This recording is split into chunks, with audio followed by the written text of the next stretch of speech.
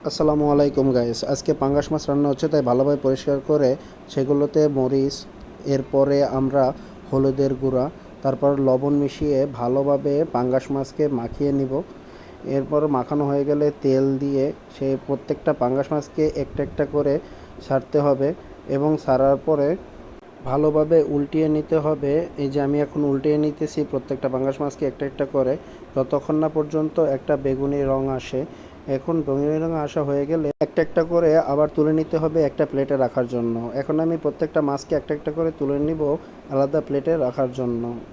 সবগুলো মাছ উঠানো হয়ে গেলে তারপর কড়াইতে আবার তেল দিয়ে আমরা পেঁয়াজ কুচিগুলো ছেড়ে দিব তেলের মাঝে। এরপরে আমরা ভালোভাবে নাড়িয়ে চাড়িয়ে এটাকে বেগুনি রং হওয়া পর্যন্ত অপেক্ষা করতে থাকবো। এরপরে আদা রসুন বাটা এটার সাথে মিলিয়ে আবার সুন্দরভাবে নাড়াচাড়া করতে থাকবো। নাড়াচাড়া করেও এতে পরিমাণ মতো পানি দিতে হবে।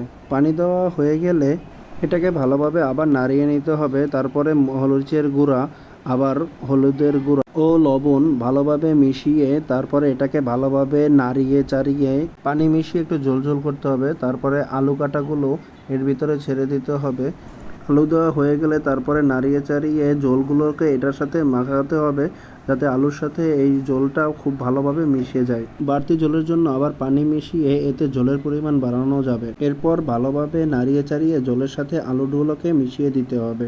আলুগুলো সেদ্ধ হওয়া পর্যন্ত অপেক্ষা করে মাছগুলোকে এই আলু এবং ঝোলের ভিতরে ছেড়ে দিতে হবে। সবগুলো মাছ ছেড়ে দেওয়া হয়ে গেলে তারপরে ঢাকনা দিয়ে ঢেকে দিতে হবে। 20 মিনিট অপেক্ষা করুন, ব্যাস হয়ে গেল আপনার পাঙ্গাস মাছ রান্না।